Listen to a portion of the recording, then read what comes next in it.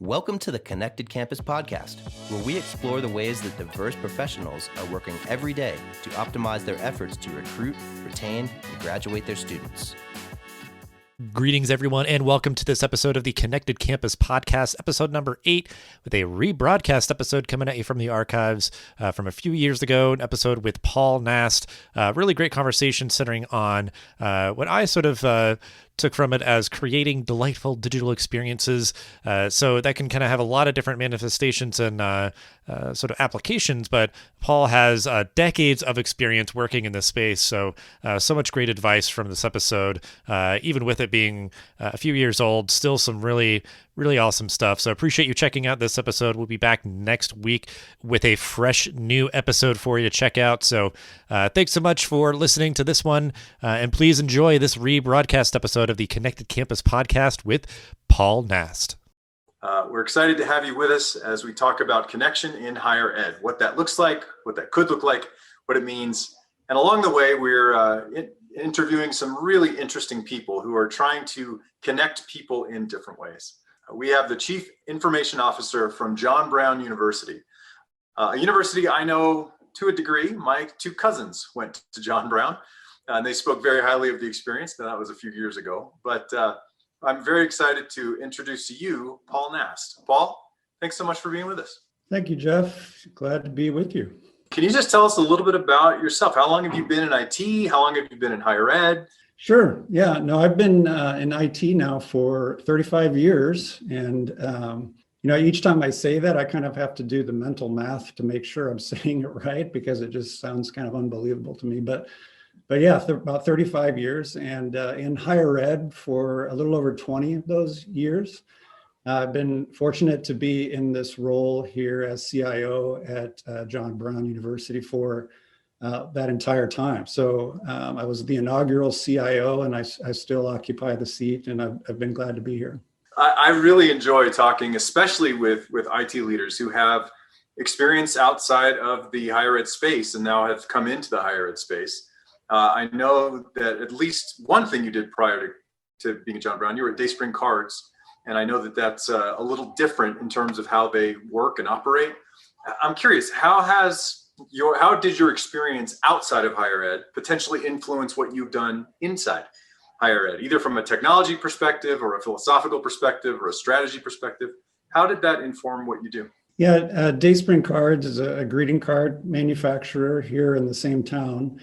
And I worked there in a variety of IT roles for about 10 years or so out of school. And you're right. I think there are a lot of differences. Every organization, as you know, has its own sort of unique culture. So a lot of that is part of the transition when you move from one organization to another. But, specifically to your question about sort of moving from a non-education, in this case, manufacturing environment to education, I would say, one key difference is just the pace of change and how, it's very true in higher ed that you just don't typically make unilateral decisions, right? And so there's a lot of consensus building that needs to happen. That would be advisable, I would say, in any organization, but you seem to have a little more leeway to kind of dictate the pace of change when you're in a corporate environment rather than higher ed. And I say that as a pro and con, right? Because sometimes that influences the speed at which you can change, but it also, I think, is very important to make sure that you have enough of the proper voices in the process to make sure that those decisions are made well. And so getting used to that consensus building process and the time associated with it was a big transition for me.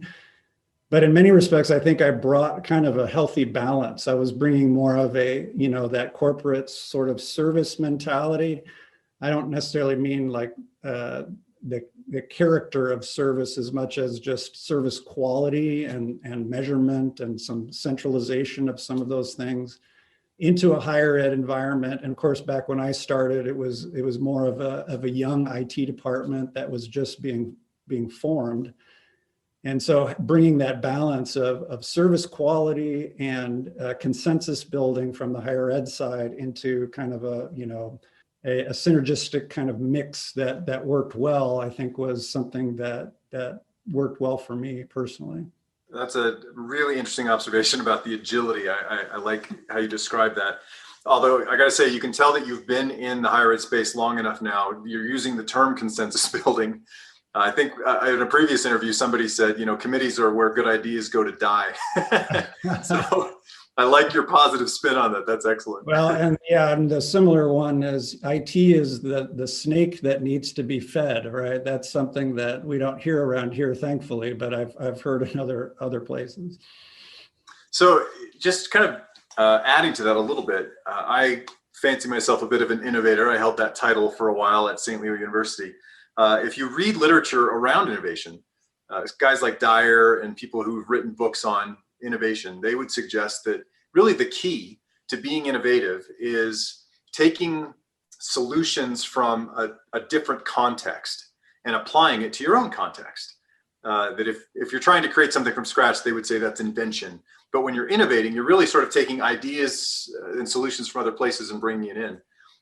Now that you've been in this role for 20 years, how do you find outside ideas? How do you find those, what they would call associative thinking concepts to bring into the mix? Yeah, that's a great point. I think so much of that is some of the things that you would likely think of in terms of, attending conferences. But more than that, I think it's the relationship building with peers at other institutions, certainly like-minded institutions or similar sized institutions. Institutions that have similar missions, for example, and seeing how they do things. There's so much value in actually traveling to some of these places and getting to know your peers there, but actually being in the mix and seeing how things work. At the very least, you sometimes get kind of a confirmation that, well, maybe we aren't as bad as we thought, or we have some work to do in these other areas. But I think just like you say, seeing how other people approach certain problems can sometimes initiate new thinking. Other than that, I think also looking at other industries. So paying attention to the way that certain companies accomplish things, even if they aren't in your sort of vertical space, to be able to see, that's a very creative approach. I wonder how we might apply that in our context. But right, creativity is something that I think is very important in my role, certainly, but in higher ed in general, to keep pace with so many of the changes that are upon us. This podcast really tries to speak to how people are taking some of those ideas, whether they are invented or innovated, and use them for connection. We call this podcast the Connected Campus. So without predisposing you too much to our definition of that, I would love to hear from you. What do you consider to be a connected campus? What do you consider a connected student? Maybe even applying that out to faculty, staff, administrators. What does connection mean to you, and what does that look like at John Brown? Yeah, being connected, and obviously, the students are our primary focus. The students being the focus means that we have to figure out how to create the right kinds of experiences for them. Retention plays into that question. How do we keep them? But how do we create that product, that graduate that speaks well for the university moving forward, but also creates great opportunities for them in their life and career.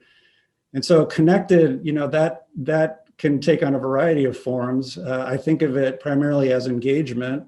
How can we foster an environment holistically that creates the proper avenue for them to succeed? How do we sort of manage that or keep track of that? But I think it goes beyond that too. So, I think one of the distinctives of a small private like JBU is that one of our mottos is head, heart, and hand. And that speaks to the intellectual, the spiritual, the professional development that we focus on for a student. So it's much more than just a piece of paper or an academic degree that they're achieving. It's this whole student development experience. And that value is something that I think we have to work very hard to continue to communicate as we recruit, new students and their families to the JBU experience.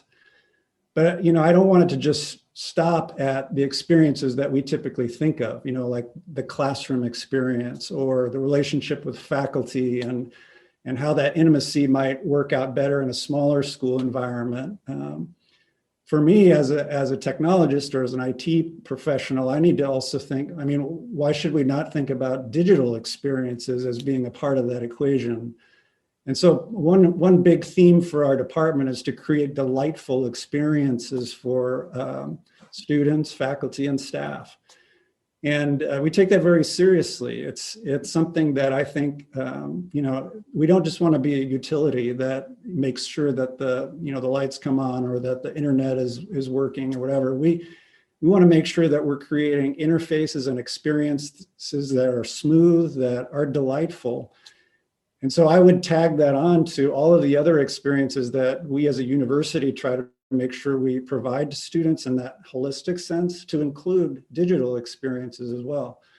And so that influences how we look at connection. If we choose a certain platform over another, we might really gravitate towards something that provides more of a smooth, delightful experience. And that might just be driven by the interface and how easy it is. Certainly, there are always the other considerations that we have to think about, like single sign-on and certain enterprise-friendly kinds of things. But students ultimately aren't going to care about the back-end stuff as long as their experience is something that's good. And so that's where our focus is going to be in terms of a connected student, as well as faculty and staff. Are their experiences actually proving to be ones that are delightful and where they would view it as being properly connected? I really like the notion of the whole student and the whole person. I think that dovetails with my own personal values as well as our organizations. But, I think when you and I first met, I may have mentioned my father's a minister, and he has talked about the whole person for my entire lifetime growing up. But in addition to speaking to some of what you just said, he mentioned to me recently, he's been working with a group of pastors out in California doing some consulting work. And they were mentioning to him that based on the current COVID context, they think that this whole digital experience where they're trying to find digital ways to connect people and to help people feel, empowered and enabled and whole and supported and all those things. They made the comment to him, they don't see this going away in the church world. And I'm curious, since you mentioned bringing, those sorts of same experiences into the digital world for students, do you see this sort of strange world that we live in right now with COVID and stuff, and how it has really boosted the amount of online experiences that are going on, whether that's in the classroom or even sometimes outside of the classroom? Do you see that growing because of this, even after things get back to quote unquote normal, if that happens? Do you think that this will see a bit of a surge in the amount of digital connection that we're going to be consistently trying to make from here on out? Absolutely. And for what it's worth, I grew up as a pastor's kid too. So we're both PKs in terms of that. We have that in common. You can share some stories. Yeah. Right. And in fact, one of our major projects was an implementation of a new portal system that really lent itself more to that kind of connected experience, provide more of a social engagement for really all of our constituents on campus. And that was moving from more of a traditional kind of like a SharePoint corporate kind of portal environment that served us well for probably, a decade or so. But as we started to think, and this was, pre-pandemic, right? So this was an initiative that we were already seeing as something that we needed, a platform that provided more of a reason to engage and stay engaged, not only just to find resources or to have sort of a link farm, if you will, to get to resources, but a platform where they could engage with one another and do so maybe outside of the classroom or outside of their interpersonal relationships. And so when the pandemic hit, like many institutions, we had to table so many projects because of the unknowns. Certainly financial unknowns were a big concern, but then it just wasn't the time, obviously, to start some new initiatives. But this project was one that actually persisted. It was one that we were still able to sell and continue through the pandemic for that very reason. We saw it not only as something that we needed to do, an initiative that we wanted to do for the university, but one that became even more important through the pandemic and beyond, as a way to engage these different modalities of online learning, in-class learning, then of course, some of the hybrid stuff that we really had to accelerate our development of because of the pandemic. All of that, I think, created more of a climate that really cried out for a platform or a common place that we could really tie ourselves to, that students, faculty, and staff alike could engage with and connect with one another. In general, I've got to ask, since again, we're in this bizarre time in history, how is John Brown faring with the pandemic? Right, thanks for asking. We're actually 1 week away now from finishing our fall term. We're finishing early, like many schools, right at Thanksgiving. We started a little early and we went kind of straight through. So, being primarily a residential campus for our traditional population, we're a face-to-face, environment. We have online programs as well and graduate programs, but as it is with this holistic approach of head, heart, and hand, that's obviously been one of our challenges over several years, is to try to figure out how to do that well in an online world as well as in face-to-face, where you have all of those co-curricular experiences and the residential experience that we all remember and love so much, right? Right. But that, I think, is an important piece moving forward. We know that we're down a little bit, but not as much as we could have been ahead of the start of the pandemic. We're so thankful to have made it through the semester without any major outbreaks. I think a lot of the measures we put in place have come to pass, and we've been very thankful for that. We've had active cases, but they've always been maintained. We've been able to quarantine and isolate accordingly. Students have been able to attend their classes online as well as in person. And so, yeah, it's gone remarkably well. And, it's not over. We recognize that there's still many more unknowns, perhaps even, a worse environment than we had before nationally. So that's something that we will persist for the next term. But yeah, we, as agile as we can be in higher ed, I think we've responded pretty well. We've created some new terms on the fly. Like we have a new January term that we're doing entirely online, just to help students as they have a longer break. We just figured they probably don't have anything to do, so it'd be nice to give them the opportunity if they want to take an online class. We did that in the summer as well, and we'll probably do that next summer. And that proved to be very successful for us. So yeah, it's gone remarkably well. Good. Those interterms, that's a clever solution. I like hearing that. I'm glad you're doing all right. And I think other leaders that are listening to this podcast would love to hear. You're obviously doing some things that maybe other schools are not doing the same thing or as well. They're struggling with. What are you guys doing to prevent students from getting lost, from getting disconnected, if you will? Are you doing the same kinds of things for prospective students, for alumni, for how do you keep people engaged and connected so that sort of trifecta with, head, heart, and hand, that they all come together? What sorts of things do you guys do to make that happen? Sure. Well, we have the luxury of being maybe a smaller school. So we have, the ability to have opportunities to connect with students more, be it through their advising relationship, for example. And all of our faculty also fulfill that role as advisors. So if you go into a particular academic program, you're going to not only work with a given faculty member to chart out your academic career, but they're going to really invest some time in you as a person to try to help you chart out what that looks like. And that goes beyond even just their self-interest as a faculty in that given program. They might actually counsel that student to, maybe this isn't the right, program for you. Have you thought of X, or maybe you should minor in something, that kind of thing. So there's that aspect that would be more of a traditional way to do it. But then, the co-curricular involvement, taking a peek at student involvement from an analytics standpoint, just to make sure that we're not seeing any anomalies for individuals, but also just in terms of groups of students, what can we do to adjust, those kinds of things. It's all part of that retention effort, certainly, but empowering student success. And, that's why we're here. I mean, that's inherently part of the mission of what we're about, is to equip students, in that way, for their intellectual development, their professional development, and their spiritual development.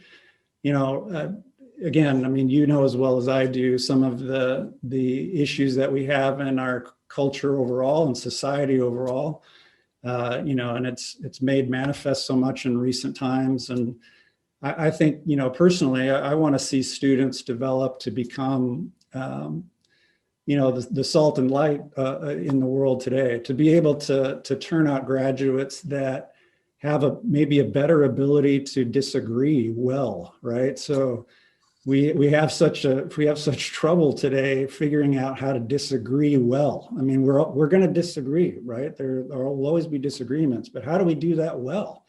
And so I think an experience at a school like ours is helping to address some of those more intangible issues of, how do you coach somebody to figure out how to disagree with somebody well? Not so much that we're, have this pipeline where we're turning out the same kind of cookie cutter graduate. They're all unique. They're all equipped differently. Will have different careers. But what makes the value of our education something that is worth coming to and experiencing, and then moving on and impacting the world for good? You can tell that it's in your DNA, right? That you got the John Brown sort of stamp of here's how we're going to make a change, and here's we're going to make things different. Yeah, I wouldn't be here as long as I have, right? Sure, yeah, unless it was part of my own, intrinsic value of being here. Yeah, I'm curious. That's the message is extremely positive. I'm guessing though that as a faith-based institution, you also have struggles that may be unique, that may be a little different than a community college system or a state school. What are some of the challenges that you guys face that you're having to overcome due to the kind of sector that you're in, or the genre of school that you are? Absolutely. We share many of the same that other certainly small privates do. The enrollment challenges that already exist today. I'm sure you're familiar with a lot of the talk that's been circulated around about the challenges to come with some of the drop-offs in available high school graduates coming in, the mid 2020s, and what that might mean. When you have a smaller pool of available students to recruit, obviously that's going to be a challenge for all. And so here again, I think that just highlights some of the distinctives that are important for us to be able to articulate well. What is it that, about us that will help you choose JBU? And so, right, the challenges for us are obviously in continuing to enroll and recruit students.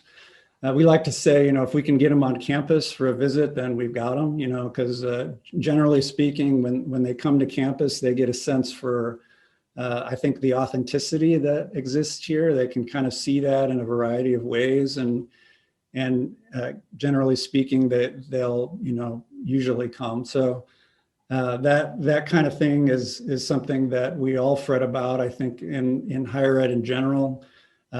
Like we discussed earlier, just the value of what it means to get a college degree, that's going to impact a lot of things. And then specifically faith-based schools, it's no secret, I think, that we've seen some of that decline in our culture overall. There's been, a decline in church attendance, for example. And so as that also impacts the number of students that would be specifically interested in a faith-based school or a Christian education, that'll also come into play. And so whether that manifests itself as sort of a consolidation, if you will, where some schools make it and some schools don't. It's just so hard to say right now, but I think we all know that what we need to focus on to make sure that we're positioned as well as possible. And it's an interesting dynamic, because as our peer schools and we look at each other, we don't really see ourselves in a competition necessarily. Certainly that exists just naturally, but it's more of a co-opetition, if you will. Just kind of this idea that we're all in it together. We have similar goals, similar missions, and we want the success of one another. And so I think the more that we can do to help each other, and you can see that in some of the consortial arrangements that are coming about for especially smaller schools that may not have the political clout or financial clout for some of the bigger solutions that are out there, to kind of binding together and having some more value working on things together. That I think will happen more and more. But you're right, absolutely. There are challenges moving forward, and we've been here for 100 years now. We celebrated our centennial last year, and one would like to think that lends itself to a confidence that we'll be here for a long time, but we all know just how much that has changed, and it can change very quickly. So we definitely don't take that for granted, and we want to steward the future of the university as best as we can so that it succeeds when we're long gone.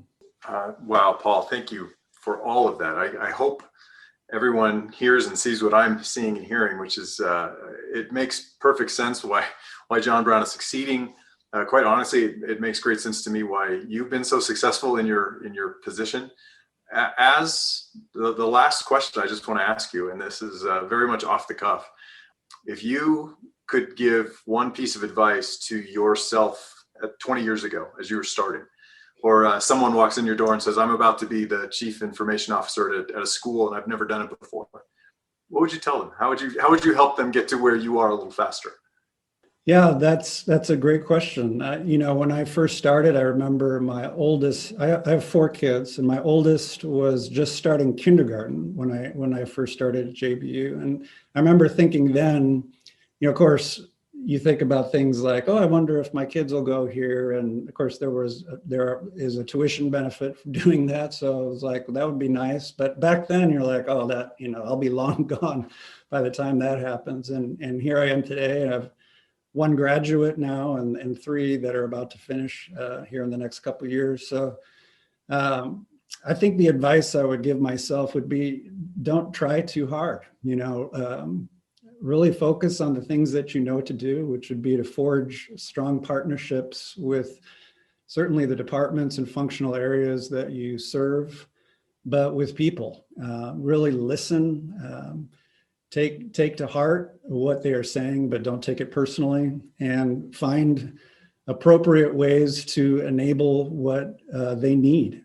And sometimes the ideas that they have will take on great value beyond what I always think might be best. It's not always trying to steer people to what you think is the best solution, but is to sincerely listen to what they feel might work, and partner with them to handle it together. So solve problems well and do it with others. That's what I would tell myself. I really want to thank you, Paul, for your time today, your expertise, for sharing your thoughts and insights with us. Thanks for listening to The Connected Campus. Please leave a 5-star review for the show and share it so others can discover us. Make sure to also subscribe so you never miss an episode. Thanks again for joining us, and we'll see you in the next episode of The Connected Campus.